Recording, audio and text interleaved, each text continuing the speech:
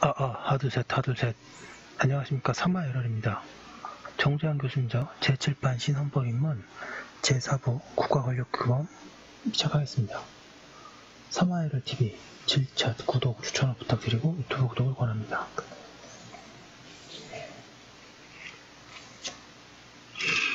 (594페이지)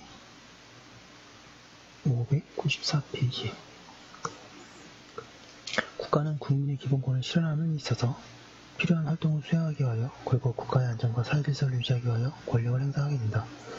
이러한 국가 권력은 그 조직과 행사가 헌법에 입각하여 국민적 정당성을 지녀하며 국민의 기본권을 보장하여야 한다는 지침하에 행사되어 남용이 방지되어야 한다.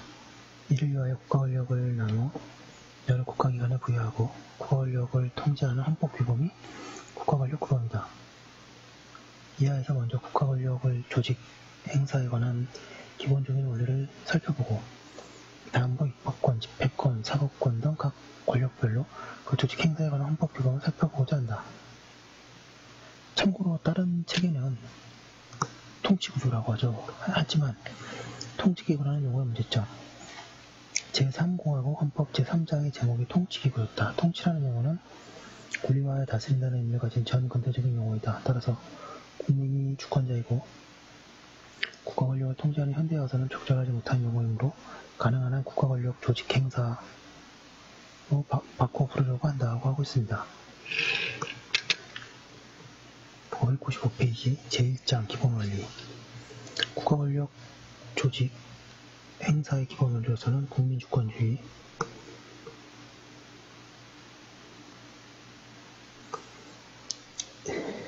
3번 권력분립주의, 4번 정부 형태 원리 등이 있다.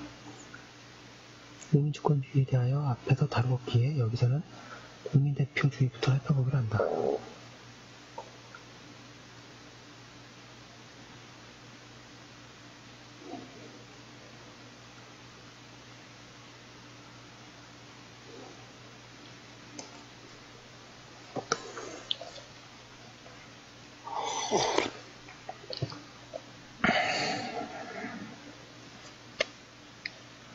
제1절 국민대표주의 대의제. 로마자 1번의 국민대표주의의 개념과 발달. 1번의 개념. 국민대표주의란 국민이 직접 주권과 국가 권력을 행사하지 않고 자신의 대표자를 선출하여 그 대표자로 하여금 이를 행사하게 하는 국가 운영의 원리를 말한다.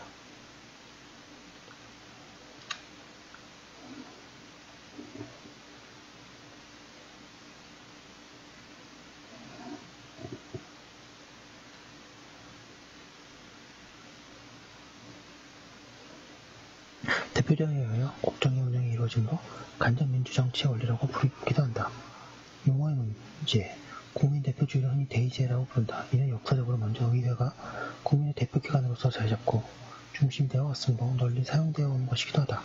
그런데 오늘날 국민을 대표하는 기관은 의회 외에도 국민에 의해 선출된 대통령 등도 있기 때문에 이를 포괄하는 국민대표주의라는 용어를 주로 사용하고자 한다.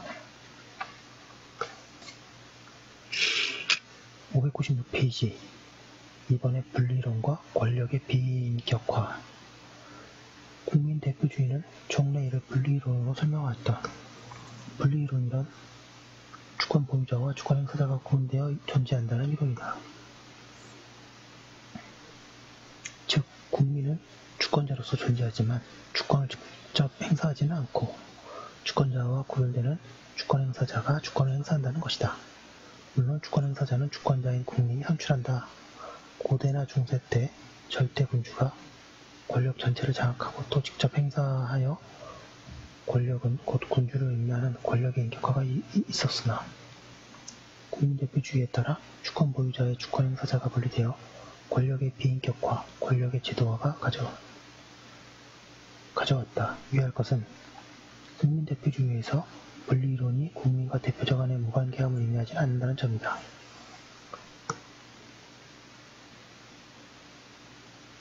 3번에 국민대표주의의 발달. 국민대표주의는 고대의 부족회의 등 회의제 제도가 없어지지는 않았으나 근대에 주권이 국민에게 있음을 인정한 국민주권주의가 자리잡고 주권자 국민을 대신하는 진정한 대표성을 지니는 의회제가 확립되면서 본격적인 발달이 이루어졌다. 의회제는 영국에서 일찍이 자리 잡았고 프랑스의 경우 삼부회 등 등족회의의 역사를 거쳐 프랑스 대혁명 이후 의회제도가 정착되었다. 국민대표주의는 선거제도의 발달에 힘입은 바가 크다. 특히 대통령 선거제도의 확충과 비례대표제의 도입 등으로 국민의 대표성이 더욱 확보되었다. 근대에 와서 형성된 정당제도의 발달도 국민대표주의에 중요한 영향을 미쳤다. 로마자 2번 국민대표주의의 헌법적 기초근거. 국민대표주의를 뒷받침하는 헌법적 기초근거는 국민에게 주권이 있다는 점이다. 국민이 주권자이므로 주권의 행사도 국민이 하여야 하는데 국민이 이를 직접 행사할 수 없기 때문에 대표자를 선출하여 대표자로 하여금 국가 권력을 행사하게 된 것이므로 국민대표주의는 국가 권력 국민주권주의에 기초한다. 국민대표주의의 근거를 헌법 자체에서 찾는 것이 중요하다. 우리 헌법의 경우에도 597페이지 통상 국민이 직접 국가 권력을 행사하지 않고 헌법 제40조가 입법권을 국회에, 제66조 사항이 행정권을 대통령의 수반으로 하는 정부에, 제101조가 사법권을 법원에 부여하여 대표기관들이 주권에서 나오는 국가 권력을 행사하게 함으로써 주권을 대표기관들이 대신 행사하게 한다. 바로 이것이 국민대표제는 헌법적인 근거이자 헌법적 확인이라고 할 수 있다. 로마자 3번의 국민대표주의의 법적 성격, 대표자와 국민, 선거인과의 관계. 대표자는 자신을 선출한 국민과 법적으로 어떠한 관계에 있는가 하는 문제가 국민대표주의의 법적 성격의 문제이다. 이 문제는 다시 두 가지의 문제로 나타난다. 첫째는 대표자가 국민에 대해 법적인 의무를 지는 법적 관계가 존재하는가이고, 둘째는 법적 의무를 지는 관계라면 이는 전체 국민과의 관계에서만 그러한 것인지, 아니면 국민 개개인 내지 대표자를 선출할 일부 지역의 국민과의 관계에서 그러한 것인지 하는 문제이다.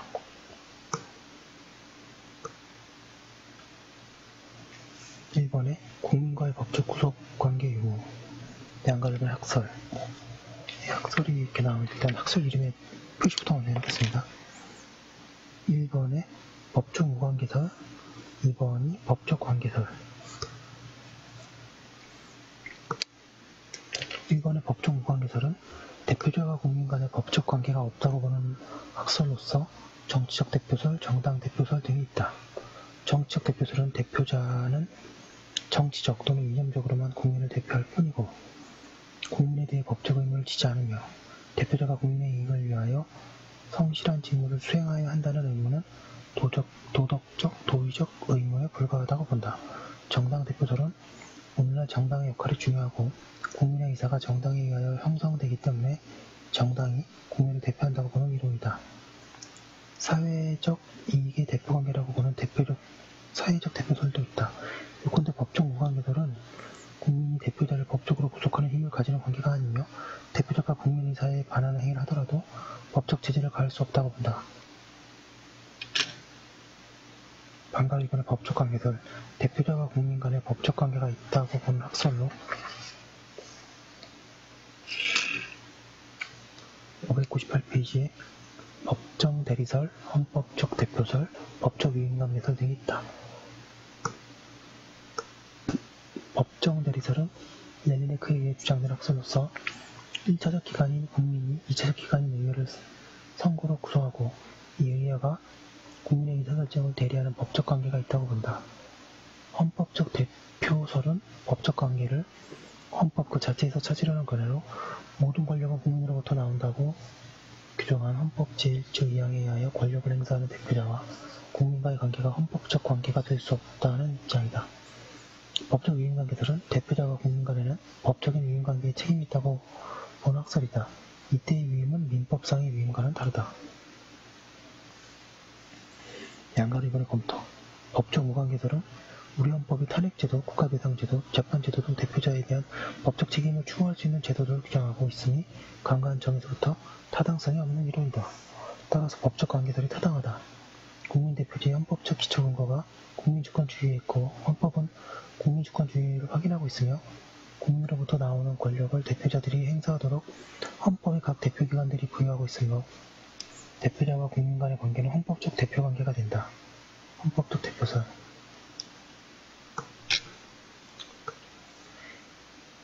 구체적 성격, 양가 일본의 위임이론. 대표자와 국민 간의 법적 관계가 있다고 보면 그 관계는 구체적으로 어떠한 것인지가 문제된다. 이는 대표자가 국민 전체와의 관계에서만 법적 관계가 있는 것인지 아니면 자신을 선출한 지역구 국민들과의 관계에서만 법적 관계가 있는 것인지에 대한 문제이다. 이 문제에 대해서는 전통적으로 국민주권주의론에 결부된 위임이론에 따라 논의되어 왔고 기속위임 이론과 대표위임 이론이 대립된다. 즉, 양이론은 주권의 보유자가 누구인가 하는 문제에서 입장을 달리한 인민주권론과 국민주권론에서 각각 나온 것으로서 앞서 국민주권주의론을 살펴보면 이미 살펴보기로 했는데 다시 정리하면 다음과 같다. 인민주권론은 국민 개개인을 주권자라고 보고 기속위임을 주장한다. 기속위임이란 자신을 선출해주는 선거인의 지시나 명령에 그대로 따라야 하는 위임을 말한다. 599페이지. 반면에 국민주권론은 국민 전체를 주권자라고 보고 대표자는 국민 전체를 대표하여야 한다고 보는 대표위임을 주장한다. 이 양 이론의 대립과 그 연유 및 기속위임, 대표위임의 이론에 대해서는 앞에 국민주권주의에서 살펴본 바가 있다. 양가로 이번에 우리나라 헌법과 판례의 입장, 기속위임의 금시, 반가로 이번에 헌법과 국회법 규정, 우리 헌법 제46조 2항은 국회의원은 국가 이익을 우선하여 양심에 따라 직무를 행한다 라고 규정하여 기속위임 금지의 원칙을 채택하고 있다. 지역구나 일부 국민이 아니라 전체인 국가의 이익을 우선하라고 규정하고 있기 때문이다. 헌법 제7조 1항은 공무원은 국민 전체에 대한 봉사자이며 국민에 대하여 책임을 진다라고 규정하여 국민 일부가 아니면 전체 국민에 대한 책임을 규정하고 있다. 국민으로부터 선출된 대표자도 공무원이므로 국민 전체를 대표하여야 한다. 헌법 제45조는 국회의원은 국회에서 직무상 행한 발언과 표결에 관하여 국회의회에서 책임을 지지 아니한다고 하여 대표자인 의원의 활동에 있어서 자신의 의사에 따른 발언, 표결을 할 수 있게 함으로써 선거인이나 소속 정당 등에 대하여 기속되지 않도록 보장하고 있다. 따라서 헌법 제46조 2항과 더불어 제7조 1항과 45조도 우리 헌법상 기속위임 금지의 근거가 된다고 본다.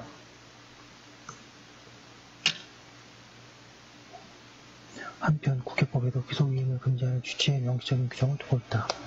국회법 제144조의 2는 의원은 국민의 대표자로서 소속 정당의 의사에 기속되지 아니하고 양심에 따라 투표한다라고 하여 자유투표의 원칙을 명백히 함으로써 기속위임을 금지하고 있다. 반가로 이번에 헌법재판소의 판례, 헌재도 대표위임이 우리 헌법상의 위임임을 인정하고 헌법 제7조 1항, 45조, 46조 2항의 규정들이 대표위임의 근거라고 본다. 동그라미 1번에 전국구 의원의 미승계, 동그라미 2번에 국회 구성권, 동그라미 3번에 당론에 배치되는 활동을 한 국회의원에 대한 상임위원 강제 사임 등에 대한 헌법재판에서 대표위임의 문제가 다뤄졌다. 600페이지, 여러분 드디어 600페이지 돌파하고 있습니다. 감사합니다. 양가로 3번에 대표위임과 법적 책임. 위에서 본 대로 우리 헌법은 기속위임을 금지하고 대표위임을 헌법상 원칙으로 함으로 대표자들로 구성되는 의회는 국민 전체를 위해 활동하여야 하고 의회의 구성원인 의원 개개인도 자신의 출신 지역구나 소속 정당을 대표하는 것이 아니라 국민 전체를 대표하여야 한다. 대표자나 지역구 간에는 기속관계가 없고 관용되는 표현에 따르면 의원은 지역구에 의해 선출되는 것이 아니라 지역구에 속하여 선출될 뿐인 것이다. 유의할 점은 기속위임이 금지되고 선거인의 의사와 무관하게 의정활동을 하여야 한다고 하여 대표자와 국민 간에 아무런 법적 책임이 없다고 봐서는 아니 된다. 왜냐하면 대표위임 관계에서의 대표자는 비록 선거 국민의 의사로부터는 자유로우나 국민 전체의 의사는 따라야 한다는 구속을 받기 때문이다. 그래서 대표위임이라고 하는 것이다. 로마자 4번의 국민대표제의 정당성 조건. 국민대표자가 정당성을 가지기 위해서는 다음과 같은 전체적인 요소들을 갖추어야 할 것이다.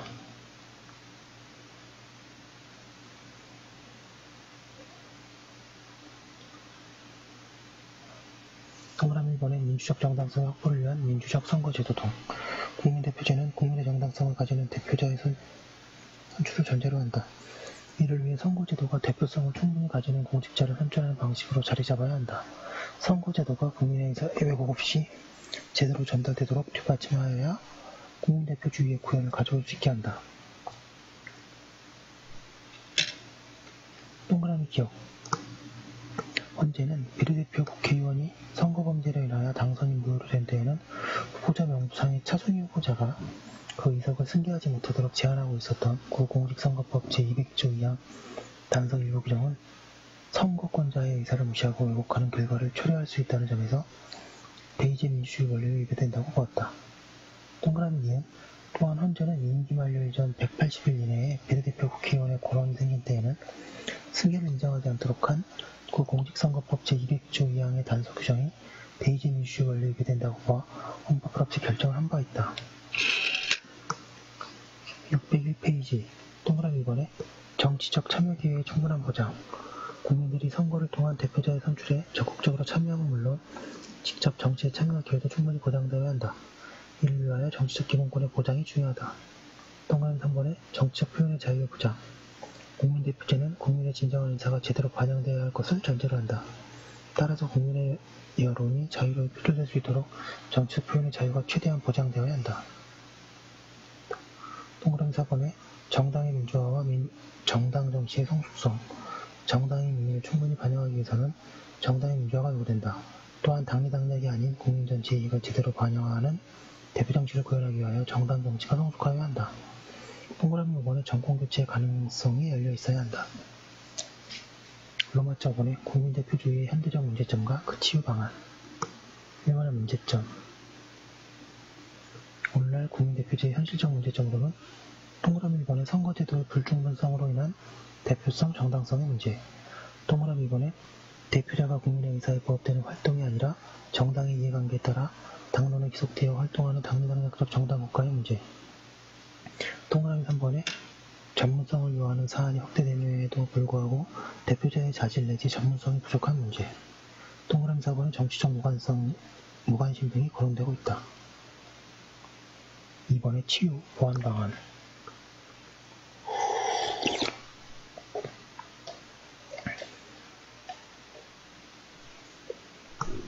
양가로 1번의 치유 방안.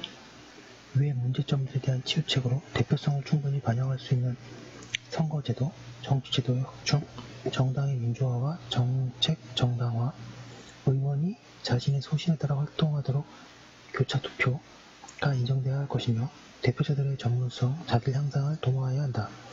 또한 국민의 정치적 관심과 참여를 높이기 위한 방안들이 마련되어야 한다. 602페이지. 양가로 2번에 반직접 민주제에 의한 보완. 대표적인 문제점을 보완하기 위하여 국민 발안, 국민 투표와 같은 직접 민주 정치 제도가 가미되고 있다. 대표제를 원칙으로 하면서 이러한 직접 민주제를 혼합하고 있다고 하여 프랑스에서는 이를 반직접 민주제라고 부른다. 양가로 1번에 직접 민주제도. 동그라미 1번에 국민 발안. 법률의 제정이나 헌법의 개정 등이 국민이 주장하고 발의할 수 있는 제도를 말한다.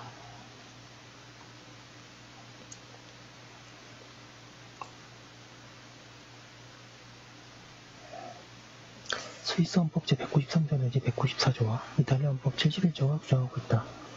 우리의 경우에도 제1공화국 제2차 개정헌법 제98조 1항이 헌법 개정에 제한한 대통령, 민의원 또는 참여원의 재정인원 3분의 1 이상 또는 민의원 의원 선거권자 50만인 이상의 찬성으로서 한다라고 규정하여 처음으로 국민발안제도를 헌법 개정에 도입한 바 있다. 현행 헌법은 국민발안제도를 두고 있지 않다. 현행 지방자치에서는 법률상 조례의 제정, 개폐 청구를 인정하여 국민발안제도를 두고 있다. 동그라미 2번에 국민소환, 국민해면이라고도 한다. 공직자를 임기가 종료되기 전에 그 직에서 해임하기 위한 국민결정제도가 국민소환제도이다. 이 제도는 주권의 위임이론에 있어서 기소위임을 받아들이는 입장에서 인정된다. 기소위임을 금지하는 헌법에서는 이에 예외적 인정을 위하여 헌법에 근거를 두는 것이 필요하다. 오늘날 서구국가에서는 기소위임이 금지되는 것이 일반적이므로 이 제도의 도입은 예외적이다. 현행 우리 헌법은 국민소환제도를 두고 있지 않다. 지방자치에서는 국민소환제도를 두고 있다. 동그라미 3번의 국민표결.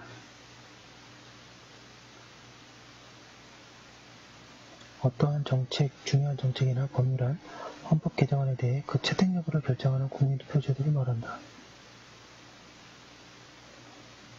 국민결정은 위의 국민 발언의 결과로 이루어지기도 한다. 국민결정은 의무적인 경우도 있고 임의적인 경우도 있다.